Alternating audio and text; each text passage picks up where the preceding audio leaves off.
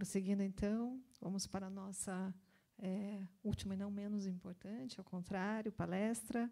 Convidamos, então, o mestre Maurici Cauano, professor e consultor em Curitiba, formado como químico industrial pela PUC-Paraná, especialista em qualidade e produtividade, especialista em marketing empresarial, ambos pela UFPR, especialista em poluição atmosférica pela Rio-Sul University, mestre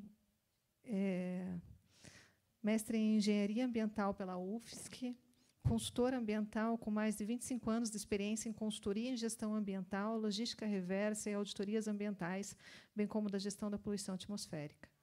Maurício vai tratar de um tema de bastante relevância atual, que é a Resolução CEDEST 2/2025, sobre poluição atmosférica e qualidade do ar, com ênfase na obrigação legal de monitoramento de emissões atmosféricas em atividades industriais. Por favor, Maurício. Vou esperar só um pouquinho para arrumar a tela do fundo.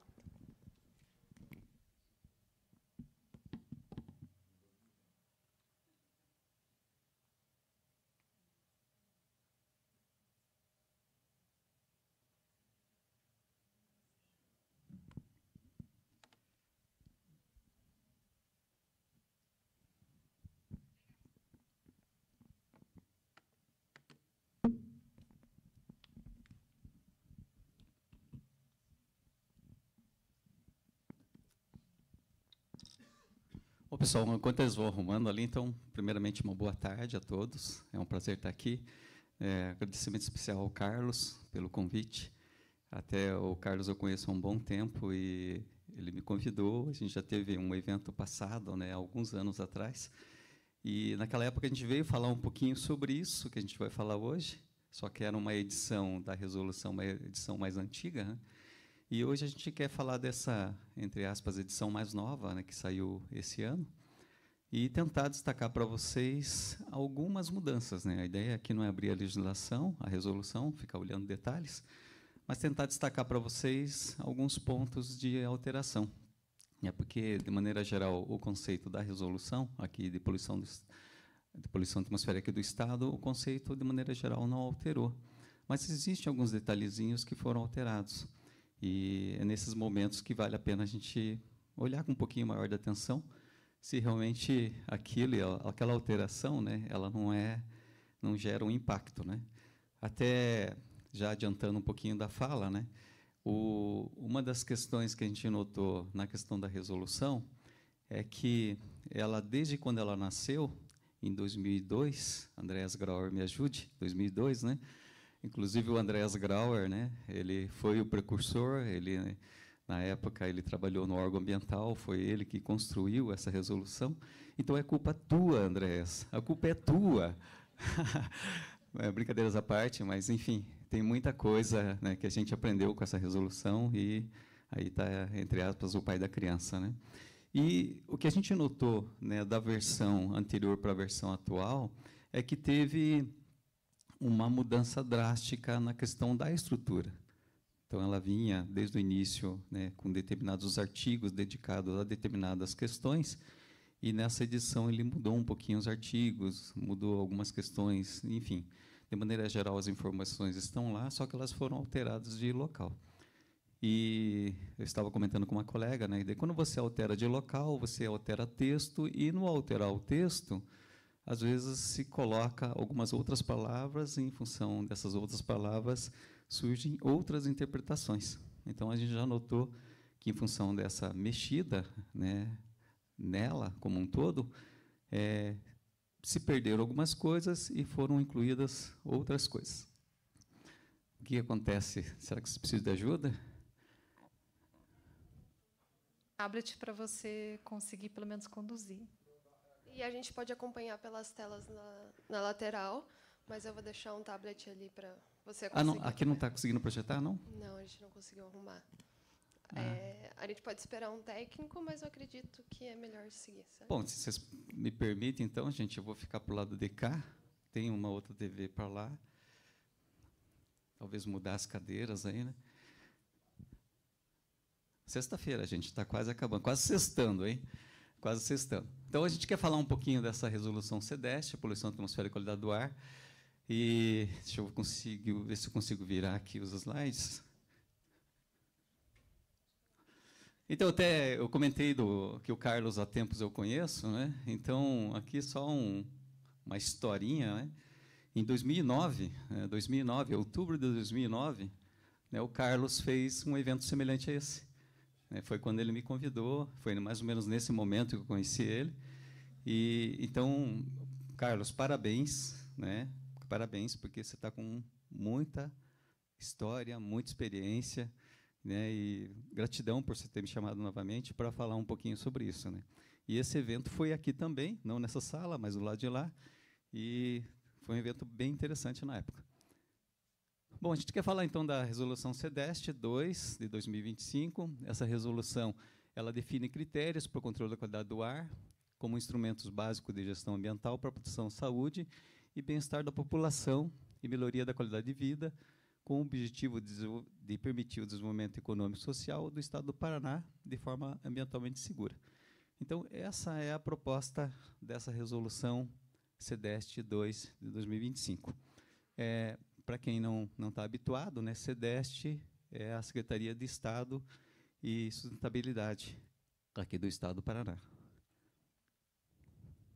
Bom, a origem da resolução SEDEST, né, é sempre bom entender um pouquinho como que ela surgiu, mas antes da resolução, a gente teve uma questão de legislação. Então, lá por 2001, surgiu um projeto de lei que foi elaborado pela Promotoria de Meio Ambiente e também por professores da Federal, que colocava nesse projeto de lei, né, algumas questões de padrão de emissão, padrões de qualidade do ar, a serem praticados aqui no Estado do Paraná. Esse projeto de lei ele foi feito dessa maneira, mas olhou-se pouco para o que o órgão ambiental do Estado do Paraná já estava desenvolvendo. O órgão ambiental, que na época era chamado IAP, ele já tinha muita experiência, muitos dados de monitoramento, e, em função disso, né, foram feitas várias análises desse projeto de lei, né, para olhar o que tinha de bom, né, criticar aquilo que poderia ser melhorado.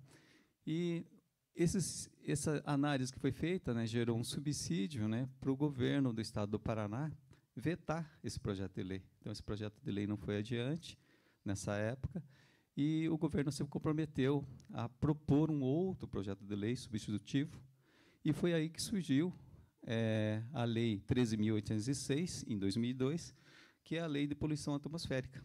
Então, a nossa resolução, essa SEDEST 2 que a gente quer comentar um pouco com vocês hoje, ela é uma resolução que regulamenta essa Lei 13.806 de 2002. Bom, a lei ela traz uma série de requisitos referente, né, ao controle da poluição atmosférica aqui no Estado do Paraná. A lei ela não define padrões, ela não traz números, né, não traz limites, não traz padrões, mas ela traz as regras referentes à gestão e ao controle da poluição atmosférica. E eu trouxe aqui 3 pontos principais, né, não desmerecendo os anteriores e os outros, mas referente ao automonitoramento, que é um pouco do que a gente está discutindo hoje aqui, né? Então, sobre o automonitoramento, no artigo 38 da lei, ela fala que os empreendimentos têm que adotar o automonitoramento. Então, por lei, eu tenho que fazer o automonitoramento, eu tenho que fazer as minhas medições, quer sejam descontínuas, quer sejam contínuas. Eu preciso também, por lei, tá, apresentar para o órgão ambiental o chamado programa de automonitoramento. Eu tenho que montar um documento onde eu vou mostrar todas as minhas fontes, né, atrelar aos requisitos da resolução e orientar também nesse programa quais são os poluentes que eu vou monitorar e qual que é a periodicidade com que eu vou monitorar esses poluentes. E o artigo 40, ele destaca o seguinte, né, que esses empreendimentos que precisam monitorar, que precisam planejar isso, têm que apresentar periodicamente para o órgão ambiental o chamado relatório de avaliação de emissões atmosféricas. Então, no destaque aqui do automonitoramento, é basicamente isso.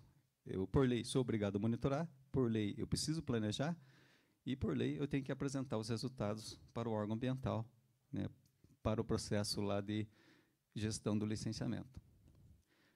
Então, a origem da resolução, me desculpa, ficou errado ali em cima, eu não atualizei o título ali, mas é da CDEST 2, né? A gente teve a aprovação da lei, então, 13.806 em 2002, e, na sequência, essa lei foi regulamentada pela SEMA 41 2002, né, que eu brinquei com o Andréas, que é a culpa dele. Então, nesse período, tanto da lei como resolução, ele esteve presente aí na elaboração. Essa resolução 41, dentro do texto dela, foi colocado um artigo que, num prazo de 5 anos, ela tinha que passar por uma revisão, melhoria. E isso aconteceu. Então, a resolução 41 ela foi revisada e surgiu a 54, a resolução 54, em 2006. Essa resolução 54, também como previsto, ela foi revisada e se tornou a SEMA 16 em 2014. E essa SEMA 16, ela foi revisada, também como previsto, e surgiu, então, a resolução CDEST 2.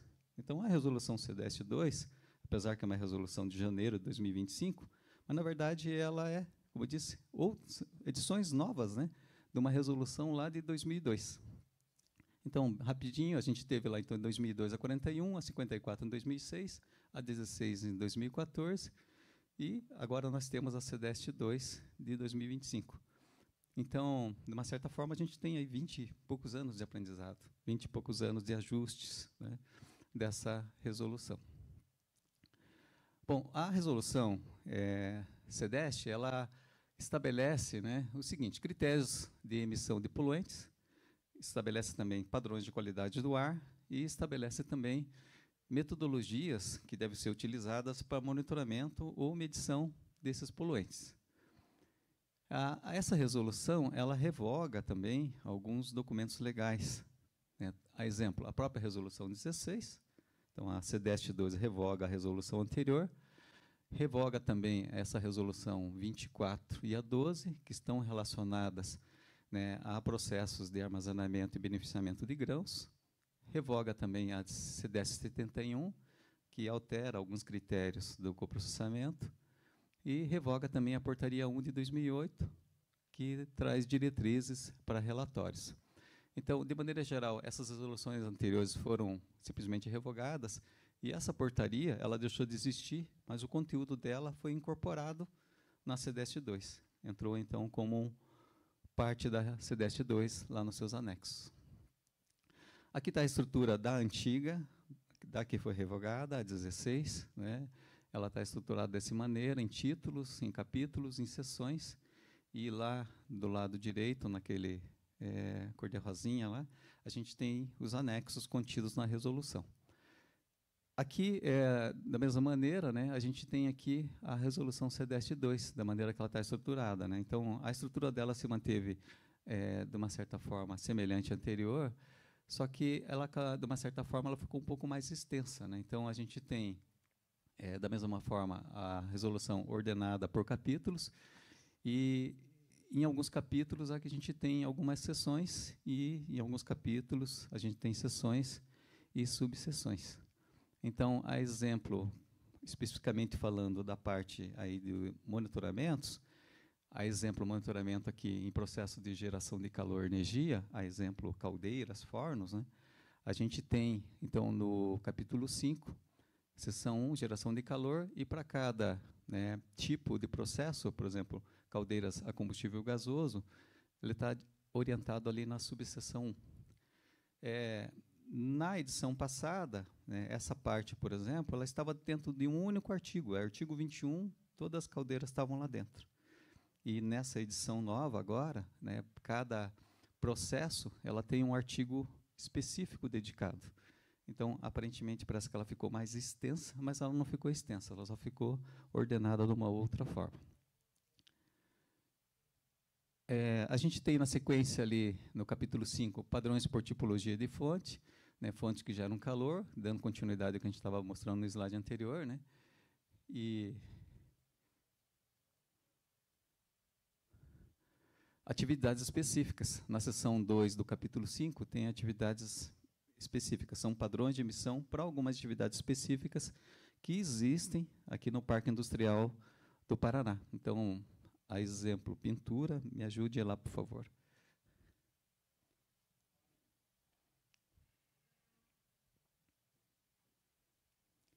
Então, é exemplo pintura, né? Fundição de metais, cal e calcário, coprocessamento, cimento, indústria de papel, né? A indústria de MDF, MDP, e, não lembro de tudo, né? Mas são algumas desses processos aí.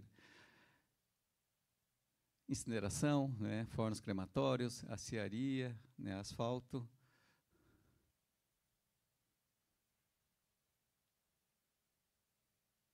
Cimento, vidro. Então, essas são atividades específicas.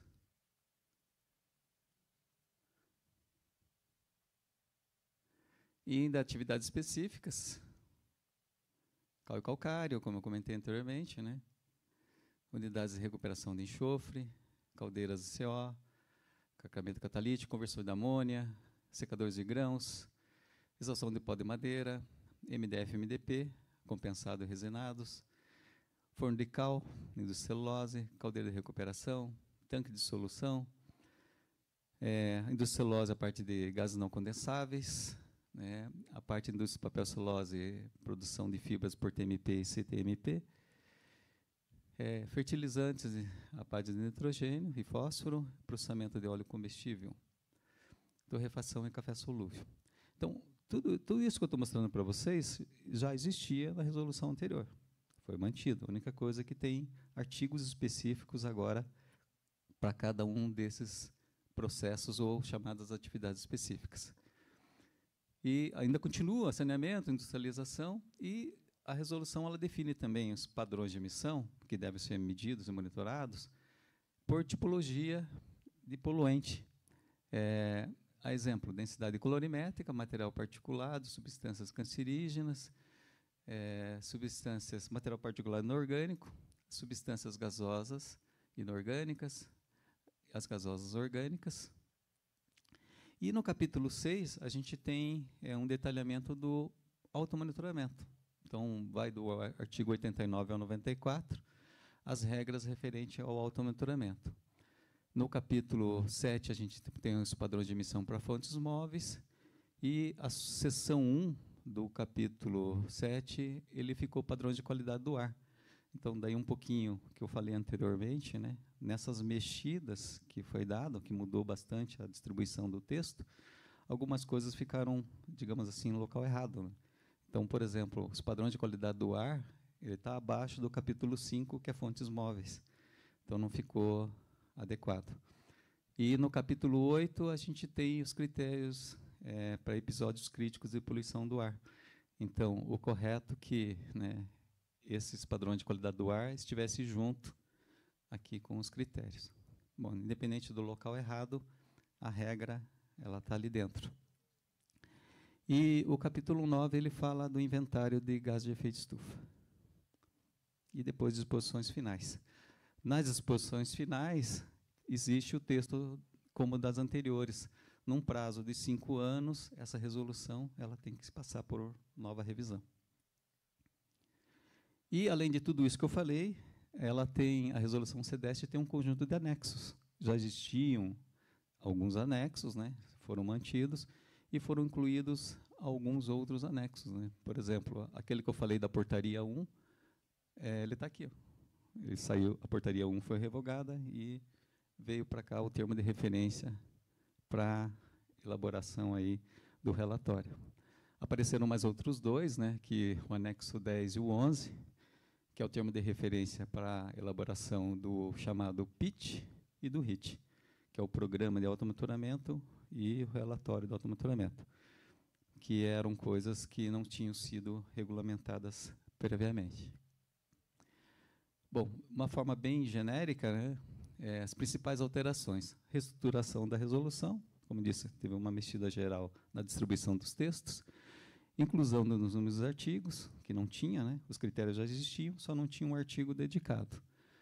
Melhorias na redação, para facilitar a compreensão e a aplicação, atualização de padrões de emissão e alguns critérios, considerando a evolução tecnológica e também considerando requisitos de outras resoluções do CONAMA, né, que foram incorporadas.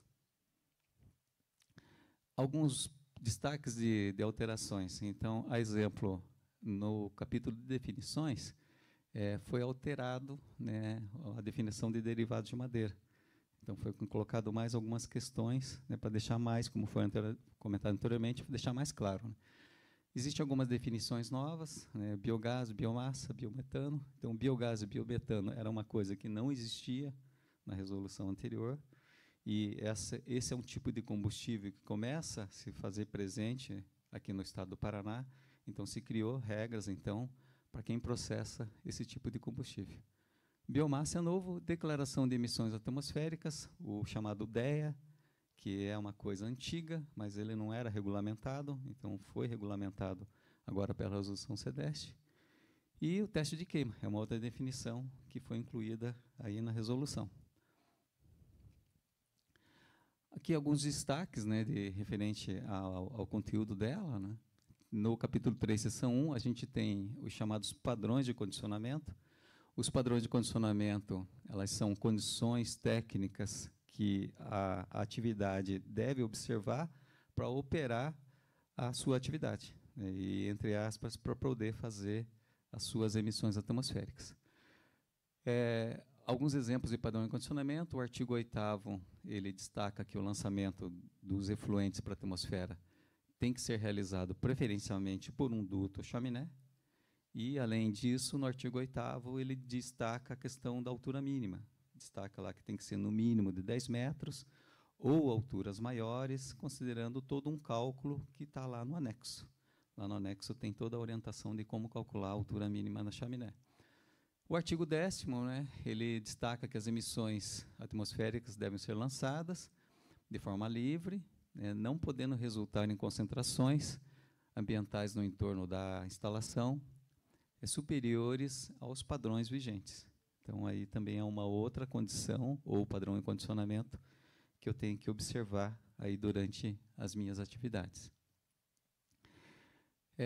O capítulo 2, seção 2, aqui eu trago alguns pontos assim, de novidades, né? No capítulo, seção 2, a gente tem essa parte de substâncias odoríferas, fontes de emissões fugitivas e queima a céu aberto. Então, o artigo 15 é bem específico para a parte de odores. Da versão passada para essa alterou um pouquinho, mas não criou muitas regras.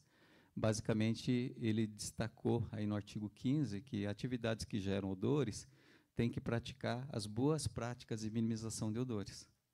Que boas práticas? Depende do processo, mas práticas para diminuir a emissão de odores. E o que tem de novo é que essas atividades periodicamente têm que apresentar para o órgão ambiental o chamado relatório de boas práticas. Então, aquelas boas práticas que eu fiz, periodicamente eu tenho que apresentar realmente o que eu fiz e os resultados. E o artigo 17, ele fala aqui da questão do monitoramento da qualidade do ar no entorno. Então, algumas atividades emitem poluentes, por exemplo, de fontes fugitivas, como pilhas de materiais. Essa pilha de material acaba levando material particulado por ação do vento, por exemplo, para a atmosfera. Eu tenho que monitorar a qualidade do ar no entorno. Então, esse monitoramento da qualidade do ar ele tem que ser realizado na área da influência. No Paraná, a gente tem uma regra da resolução passada, se manteve. Eu tenho que fazer 4 campanhas distribuídas durante o ano, e cada campanha tem que ter 7 dias, com monitoramento de 24 horas. Aqui, aí começa a surgir um pouquinho do que eu falei, né, do texto novo, começa a gerar algumas dúvidas de interpretação. Porque a resolução passada, ela destacava muito o monitoramento do PTS. E com as novas regras de qualidade do ar, além do PTS, a gente tem o MP10 e o MP2,5. Então, por vezes, na resolução, não fica claro se eu monitoro o PTS, o PM10 ou o PM2,5. Tá? Então, isso não está muito claro em alguns momentos. Fica confuso, realmente. Mas, de todo modo, a regra mantém. Eu tenho que monitorar particulado no entorno durante 7 dias, distribuído por 4 vezes ao ano. A questão de queima a céu aberto é proibida aqui no estado do Paraná, mas existem algumas exceções, né? Se autorizado pelo órgão ambiental, quando se tratar do uso de fogo na cultura canavieira, com autorização do órgão do IBAMA, quando em treinamento de combate a incêndio, ou também em determinadas situações aí de emergência sanitária, por exemplo. O artigo 20, ele trata de emissões evaporativas de tanque. Esse artigo 20, na resolução antiga, era o artigo 16. Então, já existia essa exigência. Só que, na antiga, ela tinha um erro. Ela citava um anexo, né, que citava, como está ali, citava um anexo. Na antiga, você ia procurar o anexo, não existia o anexo. Então, gerou um erro na antiga também. E nessa atual foi corrigido esse erro, né? Então, se manteve a exigência. A exigência, basicamente, é o seguinte, né? Atividades que têm tanques, que armazenam, né, determinados produtos químicos ou solventes que evaporam para a atmosfera, eu tenho que apresentar um relatório de caracterização do tanque. Eu não preciso medir as emissões, mas eu tenho que apresentar um relatório de caracterização. E esse relatório deve ser elaborado com base no anexo 2. Eu dei um print ali. Então, no anexo 2 tem toda a orientação de como caracterizar esse tanque referente a emissões evaporativas. O capítulo 4 dos padrões de emissão de poluentes, o artigo 22, ele destaca, né, os padrões de emissão estão estabelecidos por poluente ou por tipologia de fonte. A gente há pouco passou por aquela estrutura, então a gente tem as fontes que queimam combustíveis, combustível gasoso, combustível sólido, ou atividades específicas, cal, calcário, cimento, indústria de papel, ou também por poluente. Às vezes eu tenho uma atividade que não se caracteriza nem como caldeira, nem como uma atividade específica, mas emite particulado. Então eu tenho que olhar lá qual é o padrão que se aplica a essa atividade. E o artigo 23, ele destaca o seguinte: independente do atendimento aos padrões que existem, o órgão ambiental, né, pode colocar um padrão mais restritivo. Né, em função do quê? Em função da instalação, em função de onde ela está, em função de onde que está impactando. Às vezes é um local que já tem um nível de qualidade do ar não muito adequado, então muitas vezes pode acontecer isso.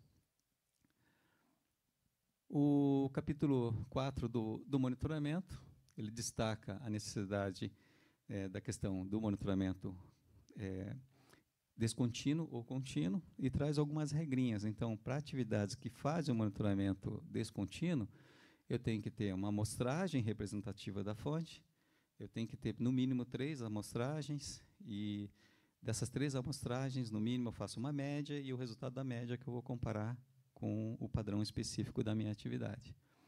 Sem falar que os equipamentos também têm que passar por calibração. E quando fala do monitoramento contínuo, né, pegando um pouquinho, né, das falas de alguns aqui, né, foi falado essa questão da disponibilidade. Né. O equipamento tem que ser robusto, né, porque ele precisa funcionar por muito tempo, e o resultado tem que ser confiável. Então, a resolução, ela traz um pouquinho disso, e o que a gente tem aqui é um pouco que vem do CONAMA. O CONAMA já tem algumas regras do monitoramento contínuo. Então, o monitoramento de, no mínimo, 67% da operação da fonte, né, padrão atendido, se 90% das médias diárias, atender 100% do padrão. E os dados do monitoramento contínuo, eles têm que ser preservados, eles têm que ser armazenados, né, para, por exemplo, consulta e apresentação para o órgão ambiental. E aqui a gente traz daí alguns padrões bem específicos. Aqui, para o combustível líquido, mineral, vegetal ou animal e assemelhados. Os padrões que a gente tem aqui nesse quadrinho, ele é em função da potência térmica nominal, por exemplo, da caldeira. Então, caldeiras menores que 10, né, têm padrões menos restritivos, né, caldeiras grandes, acima de 100 megawatts de potência térmica, tem os padrões mais restritivos. E aqui, a gente, na última coluna, a gente tem a orientação do monitoramento.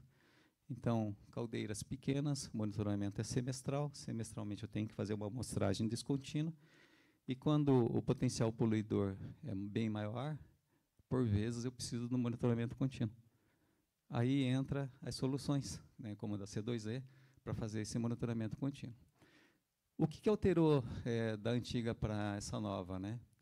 Na nova, os padrões para NOx não são mais dependentes do teor de nitrogênio. Então, na antiga, nessa coluna do NOx, ele tinha uma orientação, né, uma forma de cálculo. Se meu combustível tem tantos por cento de nitrogênio, eu vou definir o padrão dessa maneira.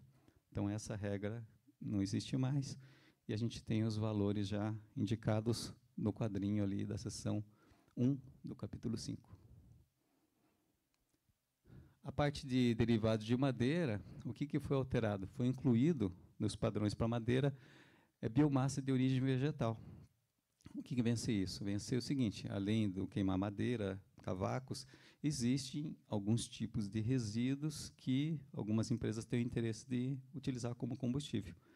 Então, biomassa de origem vegetal pode ser, né, utilizada em caldeiras. Eu tenho que atender esses padrões que estão aqui, mas, antes de fazer a queima, eu tenho que fazer o chamado teste de queima. Então, se eu quero processar um determinado resíduo de biomassa de origem vegetal, eu tenho que fazer um teste de queima e apresentar para o órgão ambiental que eu tenho condições de atender realmente com segurança os padrões estabelecidos ali pela subseção 4. Na parte de motores estacionários, teve uma pequena mudança, né? A gente tem na resolução antiga um quadro referente para motores estacionários, os geradores, por exemplo, né? Os geradores de energia elétrica, que algumas atividades têm, né? Para falta de energia, para emergência, esse tipo de coisa. E ela previa lá o uso de diesel, né, biogás, só que começou a aparecer também, da mesma forma, outros tipos de combustíveis sendo utilizados nesses processos. Então, a exemplo, o biometano e o gás natural. Inclusive, do gás natural foi um trabalho que eu fiz para uma grande indústria aqui de Curitiba, que eles tinham os geradores a gás natural. Eles têm o gerador a gás natural. Só que quando você olhava para a resolução antiga, a pergunta é: com quem que eu vou trabalhar? Vou comparar, porque não tinha a previsão do gás natural. Então, a gente fez uma apresentação técnica para o órgão ambiental e foi criado, então, um quadro novo só para gás. Então, tem um quadro para combustível líquido, para motores estacionários, e um quadro para combustível gasoso. O biogás já existia, foi incluído o biometano e o gás natural. Da mesma maneira, né, em função da potência, mas aqui é a potência elétrica nominal, no caso dos geradores, e maior potência acaba sendo mais restritivo. Pintura, tratamento de superfície e galvanoplastia. Aqui, só queria mostrar para vocês que não teve alteração, mas a forma que foi estruturada. Então, isso aqui era a resolução antiga, é um texto corrido, e a resolução nova colocou em quadro, colocou numa forma de quadro que fica mais fácil de identificar as informações. Então, aquilo que eu comentei anteriormente, uma das mudanças que teve foi estruturar de maneira diferente o texto para ficar mais claro a identificação dos requisitos que são aplicáveis. Fundição de metais, na resolução passada era um quadro único para fundição de metais, tá? Mas hoje se dividiu, né? Existe um quadro para fundição de metais extra chumbo, então fundição de, por exemplo, de aço, e existe um quadro específico, né, para chumbo. Então foi incluído, né, os padrões de emissão para atividades de fundição, o primeiro quadrinho ali, extra chumbo. E na questão do monitoramento, né, uma coisa que se tenta deixar mais claro, que nos específicos padrões, sempre se já foi indicando a questão do monitoramento, que por vezes na resolução passada não ficava muito claro qual era a periodicidade. Então, na resolução agora CDEST 2, se indicou de uma forma mais clara a periodicidade do monitoramento.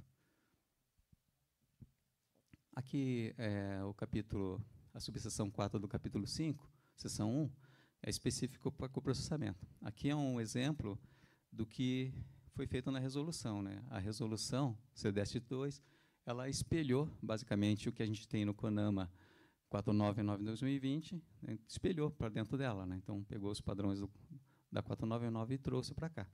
Só que, como eu comentei, né?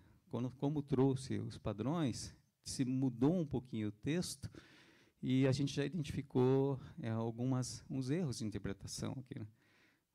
Um deles está bem focado nessa questão do SOX aqui, né? Que no SOX, só um exemplo bem rapidinho aqui, ele fala em 280 com referência de 11%, e aqui embaixo não fala referência de oxigênio. Daí a pergunta é, quanto que é? Então, aparentemente é 11, ou não, né? Não está escrito. Então, esse é um exemplo que gerou, né, confusão.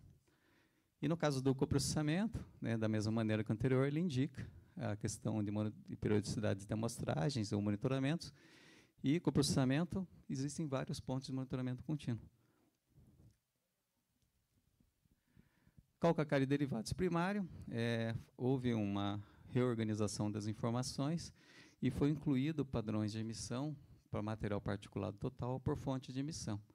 Então, na resolução passada não tinha isso de forma clara, e na nova agora se indicou, então, para processos como moagem e outras como corretransportadoras. Secadores de grãos, astores e pó de grãos, basicamente o que foi feito foi incorporado aquela resolução 24 e a 12, que foram revogadas, né? Mas o texto simplesmente veio para dentro da resolução CDEST 2. Exaustão de pó de madeira, aqui já existia, né, o padrão de 150, e o que se tentou orientar com a nova versão são as periodicidades, que antigamente não ficava muito bem claro.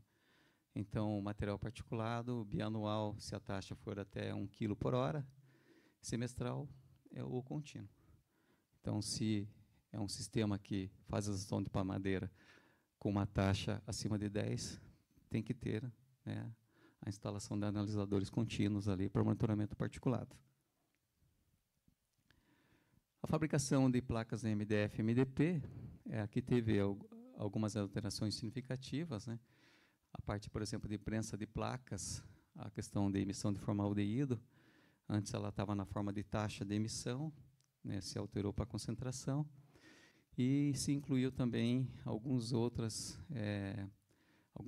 etapas do processo que antigamente não estavam previstas na resolução 16. A exemplo, impregnação de papel, e impregnação de papel ali também com contato direto dos gases de combustão. Então, se indicou ali alguns padrões para CO, NOx, e da mesma maneira ali a frequência de monitoramento.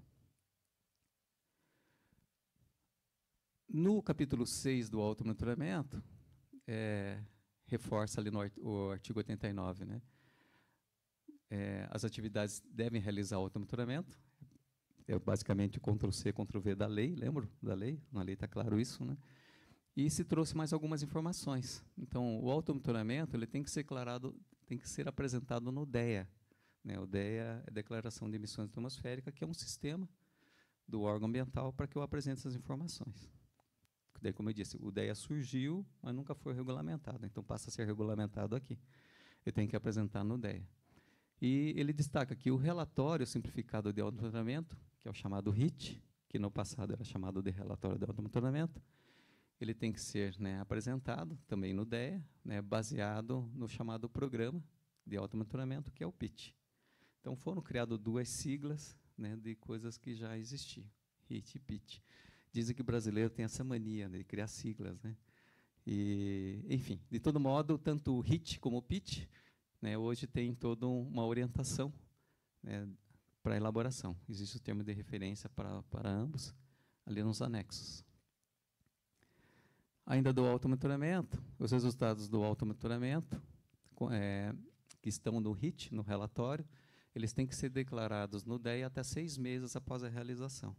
Então, isso era uma coisa que estava solta, não ficava claro quando que eu tenho que colocar no DEA. Então, se deixou claro dessa maneira. Eu fiz o monitoramento, no máximo 6 meses eu tenho que subir para o DEA essas informações.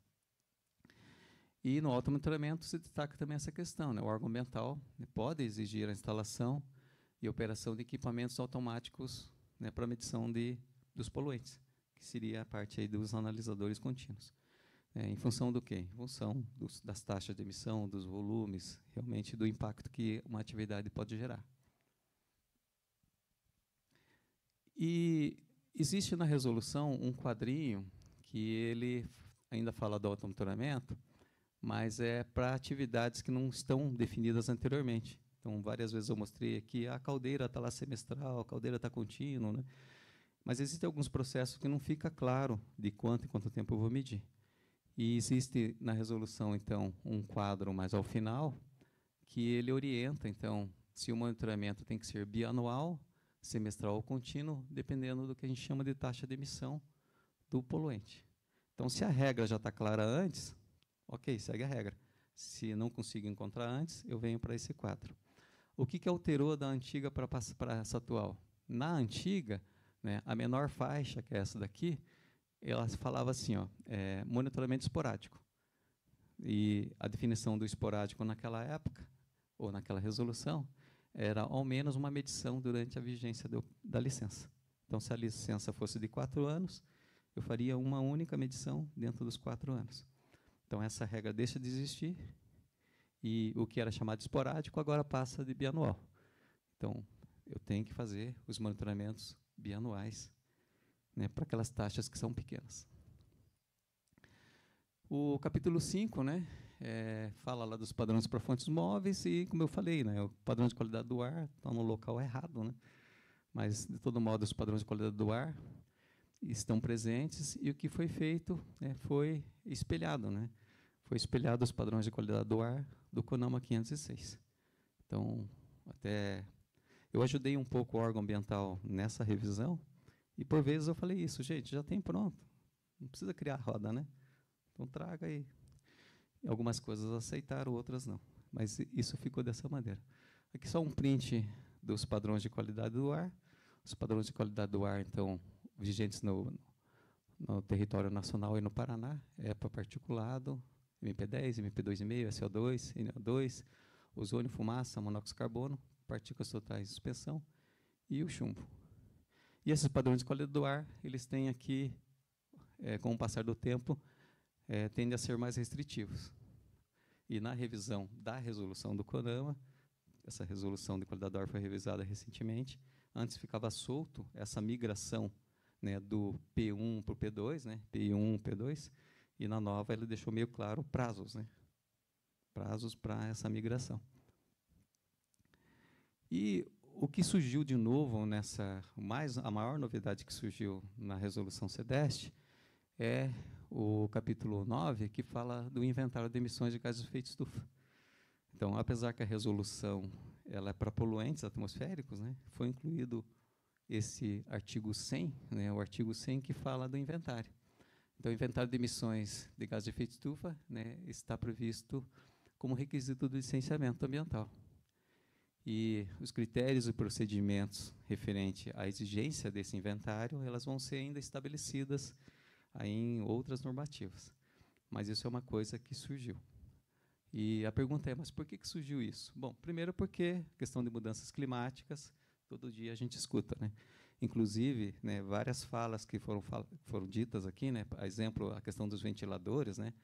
A questão de redução de consumo de energia elétrica, isso é importante, né? Importante porque eu vou gastar menos, né?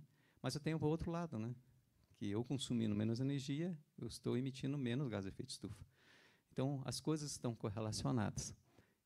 Mas surgiu principalmente porque o Ministério Público do Meio Ambiente, o Ministério Público do Meio Ambiente, ele tem apresentado algumas notas técnicas para os órgãos ambientais, pedindo para incluir algumas questões de mudanças climáticas nas suas regulamentações. Isso está acontecendo no Paraná e tem acontecido em outros estados. Então, isso vai acontecer, o órgão ambiental do Estado, né, o IAT, vai começar a exigir os inventários de gases de efeito estufa, mas não está ainda regulamentado, né, como vai ser feito isso, se é o escopo 1, 2 e 3, quais são as periodicidades, enfim. Então, em rápidas palavras, é isso que eu tinha a apresentar para vocês. Espero que tenha contribuído um pouquinho com a informação e fico à disposição aí para perguntas.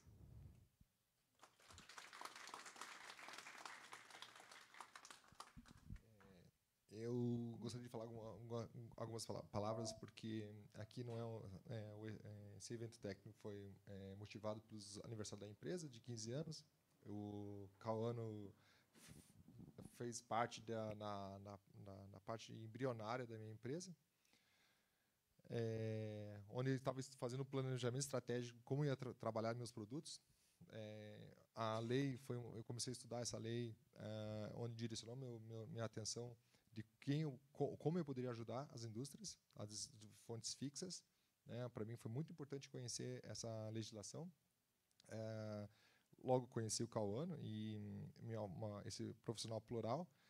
Hoje ele comentou, né, uma parte exclusivamente atmosférica, de fontes fixas, devido ao meu pedido, mas ele vai muito mais que isso. Dentro da minha carreira, nós se visitamos muitas vezes.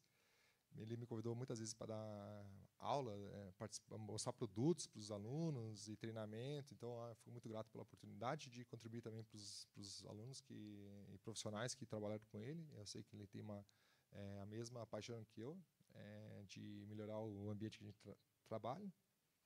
E muito obrigado por estar aqui hoje com a gente. Muito obrigado. Acho que o Andrés tem perguntas, né? Andrés, faz aquela pergunta que a gente combinou, hein? Não faz difícil, não.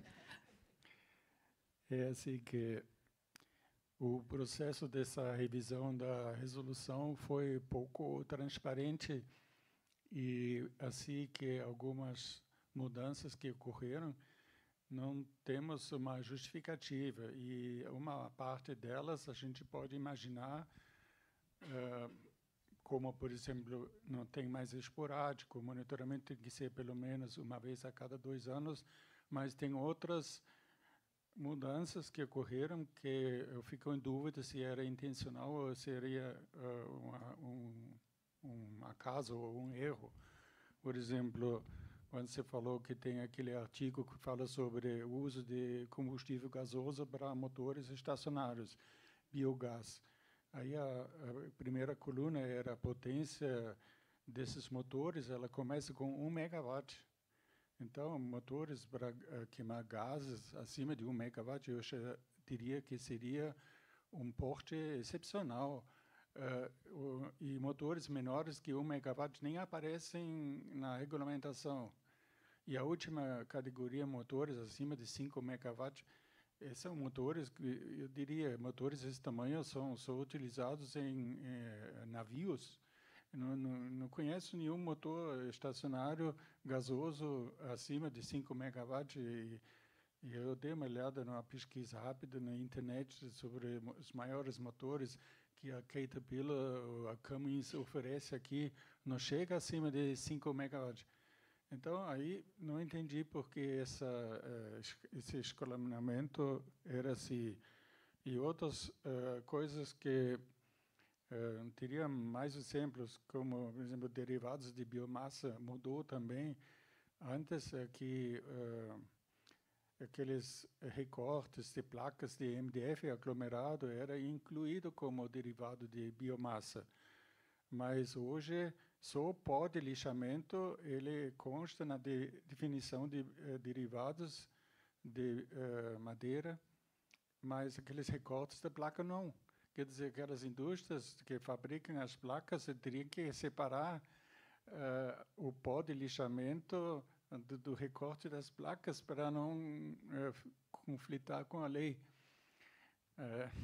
E assim, eu gostaria que a FIEP também fizesse um pouco mais pressão ao órgão, porque aqui nós temos gente que entende de processos, gente entende de tecnologia, e não entendi porque o órgão ambiental deixou passar essa oportunidade de fazer contato com toda aquela experiência, e isso seguramente teria deixado a resolução melhor explicada para todos e também mais robusta em termos de eventuais erros.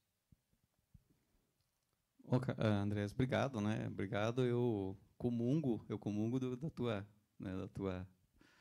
tuas dúvidas aí. E realmente, sim, falando um pouquinho do histórico, né? Hoje eu sou consultor, mas no passado eu trabalhei aqui no sistema FIEP.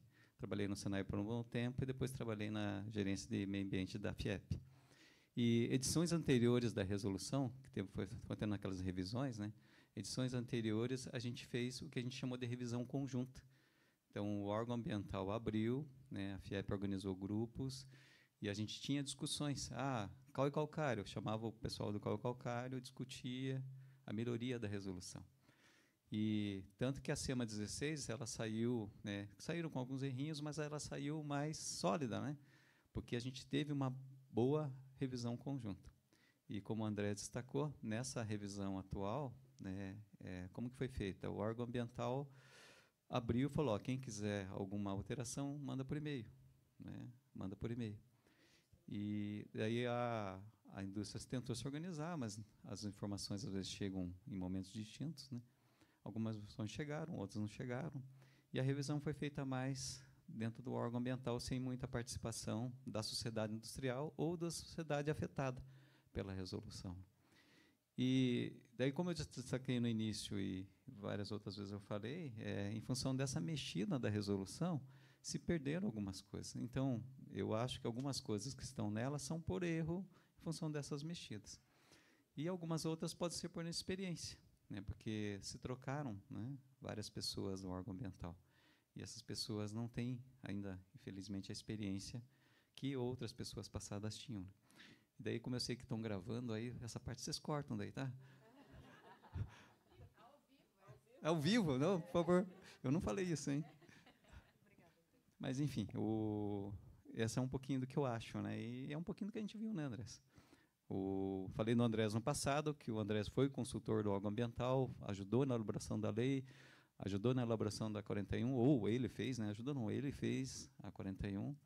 E, desde o momento que ele pisou lá, ele sempre foi muito aberto, né, a escutar, né, os anseios, escutar realmente, e isso aconteceu, né, por vários anos.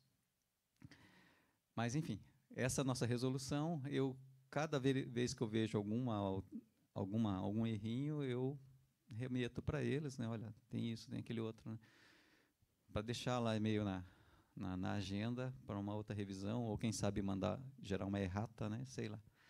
Mas é importante que não se gere dúvida na aplicação da resolução. Por favor.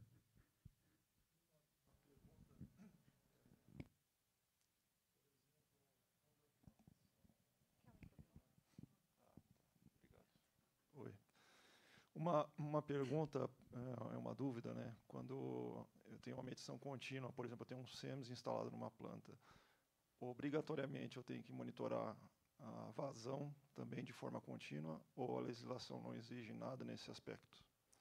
Depende do parâmetro, né? Se for, por exemplo, só a concentração... Vazão.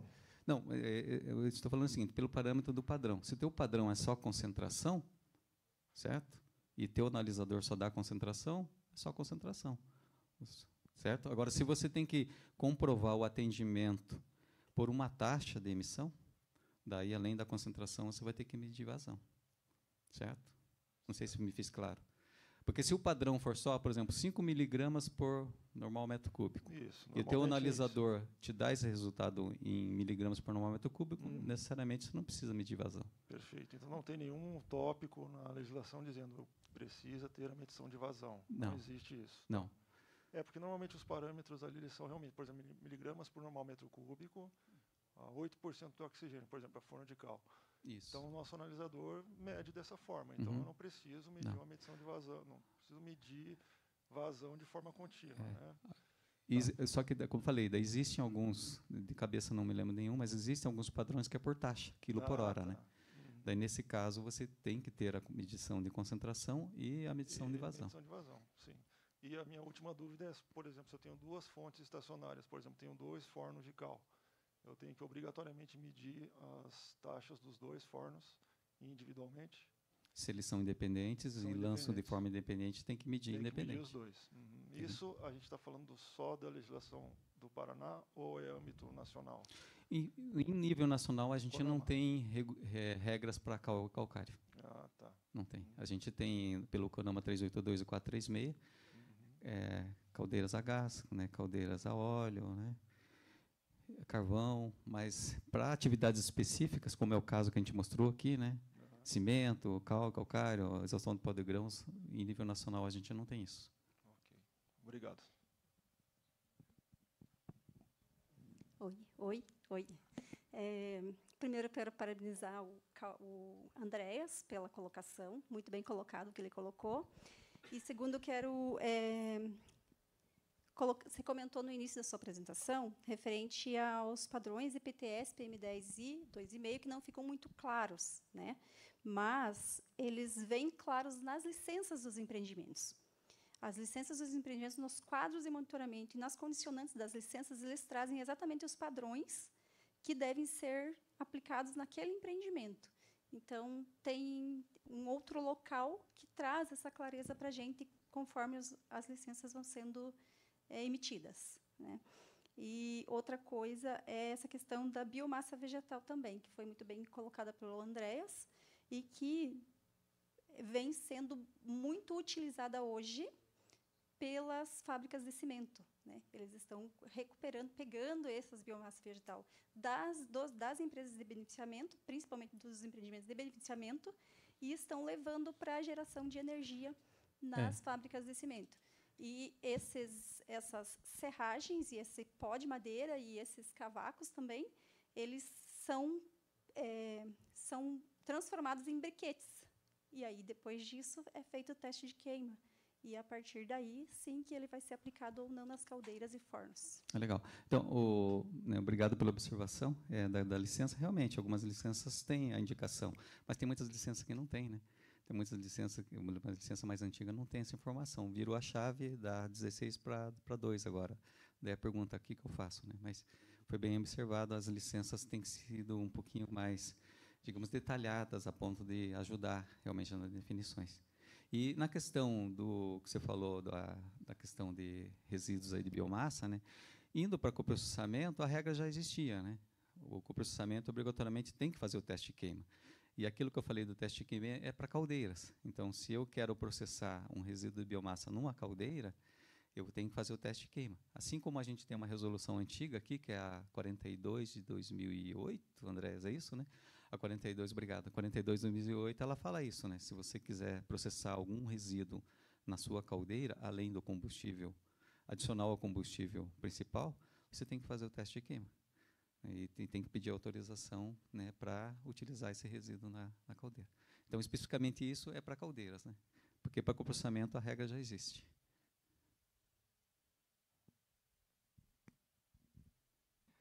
Boa tarde, boa noite. Cauano, uma orientação. Então, a gente falando da licença, né? E as licenças que estão vindo com esporádico? Segue o quê? Você fez uma pergunta difícil agora, né? Acho que o cara não foi avisado que mudou. Eu estou desde fevereiro analisando a norma, também fazendo as anotações ali do que tem encontrado errado. O órgão realmente pecou em não consultar as indústrias e conversar, né, com quem é realmente envolvido com a situação.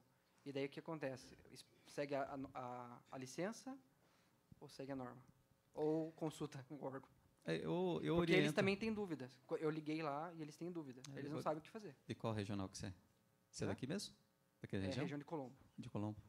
Então, a orientação que eu faço é sempre consultar eles, né? Consultar eles ou informar de forma formal, né? Informar de forma formal a sua dúvida ou o que você está decidindo, né? Assim, como orientação mais técnica, eu oriento que você siga o bianual. Tá? Porque, entre aspas, né, a coluna do bianual era a coluna esporádica. Tá? Então, eu oriento você seguir bianual. Eu não sei qual que é a validade da tua licença lá. Até 2028. Mas eu oriento a seguir o bianual. Tá? Mas, de todo modo, não deixe de informar, né, e comunicar de forma formal eles. Né?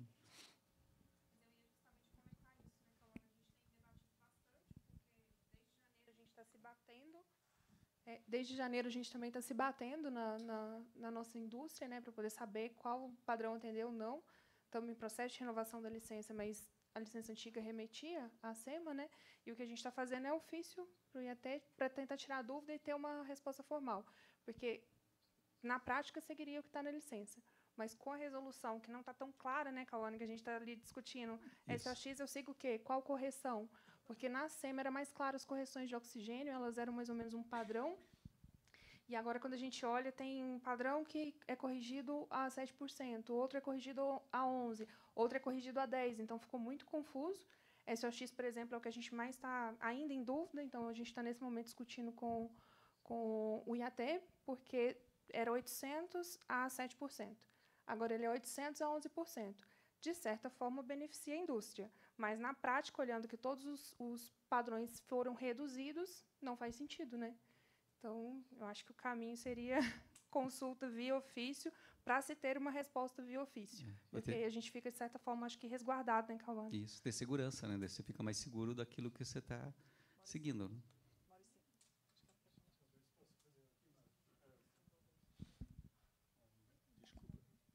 Uma pequena explicação. Apesar das críticas que eu já apresentei na resolução, mas essa confusão de referência ao oxigênio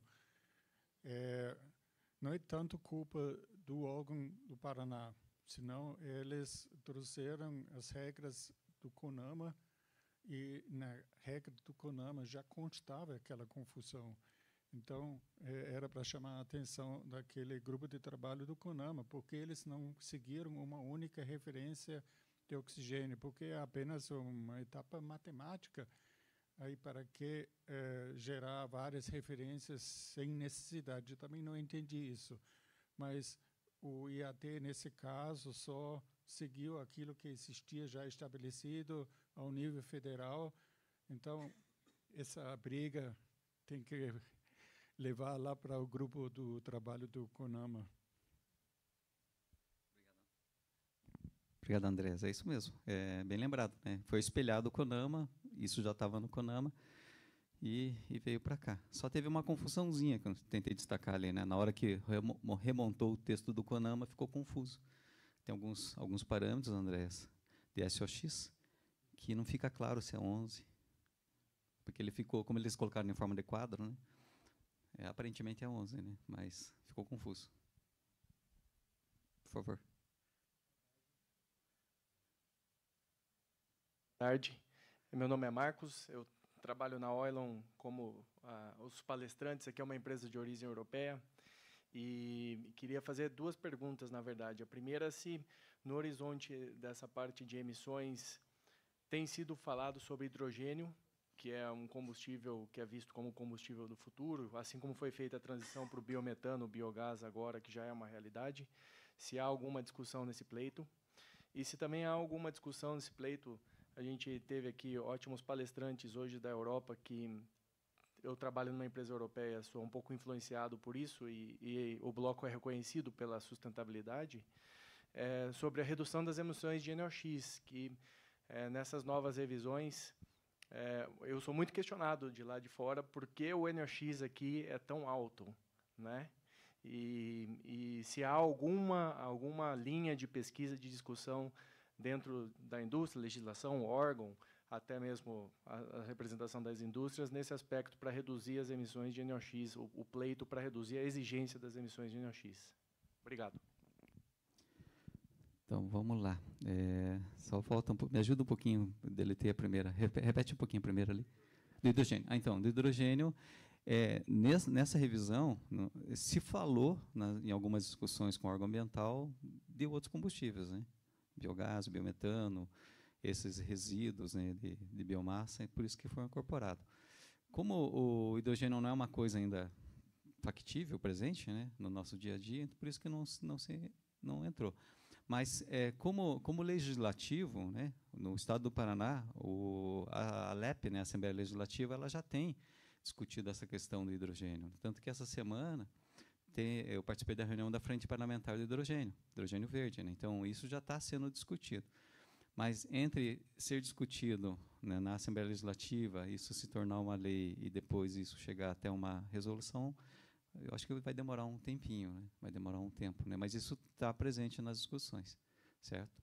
E agora, referente ao NOx, né, em nível do Estado do Paraná, não, isso não se discutiu. Né? Se olhou muito a questão dos padrões que tem, exigências novas, né, por exemplo, do CONAMA, e trouxe para cá. Né? No CONAMA, assim, algumas coisas que eu tenho acompanhado, não tem nenhum movimento nesse sentido. Sabe? A gente tem a 382, né, para fontes novas, a 436 para fontes existentes, mas não se tem nenhum movimento para uma nova discussão de padrões de emissão em nível nacional. O que se tem um pouquinho agora é a discussão do PRONAR, né, a revisão da Resolução 5, de 89, que fala sobre o PRONAR, né, o Programa Nacional de Qualidade do Ar, e talvez pelo PRONAR surja alguma orientação genérica, mas acredito que específico nada. para complementar, quanto que nós começamos a elaborar a legislação em 2002, aí entrou um poluente que até esse momento não fazia parte dos limites para fontes, que era chamado NOx. Então, quando o NOx entrou aqui na legislação brasileira, foi no Paraná, em 2002. E nessa primeira, isso já era uma resistência, porque NOx é um poluente um pouco mais difícil de controlar do que os outros. Aí que a ideia era não entrar com uma exigência muito grande, porque tinha tantas outras resistências para vencer. Aí entrou com um número bastante generoso. Só que a ideia era que, aos poucos, esse número era adaptado conforme o avanço tecnológico. Hoje tem caminhão Euro 6 em operação no Brasil, que, em comparação com os caminhões de que tinha uns 20 anos atrás, emite só uma parcela pequena de NOx, enquanto aqueles números em 2002 elas foram mantidas até hoje. Então, essa é uma das coisas que eu estou criticando na elaboração da legislação, que alguns números que elas não sofreram nenhuma adaptação conforme o avanço tecnológico. E, por isso, mais uma vez, o meu apelo para a FIEP de levar essa discussão tecnológica para o órgão, e tem coisas que resolver. Por exemplo, a gente viu que tem aquelas boas práticas a serem elaboradas, é uma oportunidade de colocar aqui conceitos mais modernos, e tem o desafio do odor. Né? O odor é a principal queixa da população sobre a qualidade do ar, e, em termos de odor, também as definições ficaram muito vagas. Hoje tem países no mundo que regulamentam o odor em forma como os padrões de qualidade do ar. E aqui até está rolando um projeto de lei na Assembleia Legislativa do Paraná. Eu quero só dizer que, para quem está interessado em contribuir para melhorar a legislação, tem várias oportunidades para dar a contribuição, e o NOx é mais uma dessas. Obrigado pela contribuição. Pegando um gancho do Andrés, né, para fontes fixas não tem esse movimento. Para fontes móveis tem um delay, né? Tem os euros lá, vem para o Brasil, vira a resolução, né, do Proconv para os nossos veículos, né? Mas ele tem um delay relativamente grande. E eu não sei se é rebatido totalmente, né? Mas para NOx para veículos, sim. Oi, Cauano, boa tarde. Boa tarde. A sua resposta para o meu colega aqui do lado me gerou uma dúvida. Ele comentou ali sobre duas fontes diferentes, dois equipamentos, duas caldeiras, por exemplo, poluentes. Mas você falou, se for essas emissões em uma chaminé só, você tem que, então, emitir emissões nessa uma chaminé. Não importa se uma está poluindo mais, outra menos. Se uma compensar a outra, está valendo. Então, a própria resolução, a CDEST-2, assim como o CONAMA, ele permite, né, a questão de compartilhamento de chaminé. E na questão da analisadores também permite isso daí, ela tem essa previsão, né? Então, quando você tem, por exemplo, um único duto, uma única chaminé com contribuição de duas fontes, você pode medir individualmente só naquele lá. Só que existe um cálculo daí, né? Existe um cálculo meio que você faz. Compensatório. Se uma está mais eficiente, por exemplo, um equipamento mais moderno, mais eficiente em questão de combustão de particulado, NOx, e compensar o outro que sozinho não conseguiria, está válido. Você acaba fazendo, é como se fosse uma média ponderada, entendeu? Perfeito. Esse pode medir tanto, esse pode emitir menos, e ao final você tem um padrão ponderado. Entendi. Que você tem que atender aquele padrão ponderado. Perfeito. Mais alguém quer participar do debate? Nossa, muito obrigada, professor Cauano. Foi muito profícuo hoje o debate aqui. Quero pedir desculpas pelos nossos problemas técnicos que tivemos hoje. Agradecer principalmente a C2E Brasil pela organização deste evento, que é muito importante, principalmente quando a gente tem nova legislação, não há uma boa divulgação, uma boa explanação a respeito dessas regras, né, para as indústrias. Também não houve uma participação muito plena, como foi destacado aqui. E também lembrar que essas apresentações elas ficaram gravadas na plataforma do YouTube. Então, as palestras estão lá disponíveis, os slides, com a permissão dos palestrantes, serão enviadas aos e-mails de vocês que foram cadastrados, tá? Então, vocês vão receber esses slides. E agradecemos, então, a presença, a participação de todos, e esperamos que logo a gente tenha mais eventos dessa natureza. Quer falar alguma coisa, Carlos? Eu queria falar um negócio, né? Na verdade, novamente agradecer ao Carlos, né? Agradecer aos palestrantes anteriores que estiveram comigo, né? Muito interessante tudo, né? E a provocação, quando vai ser o próximo, Carlos? Não espere 15, 16 anos. Mais 5 anos de atualização. Legal, muito obrigado. Uma boa noite a todos e obrigado por ficarem até o final.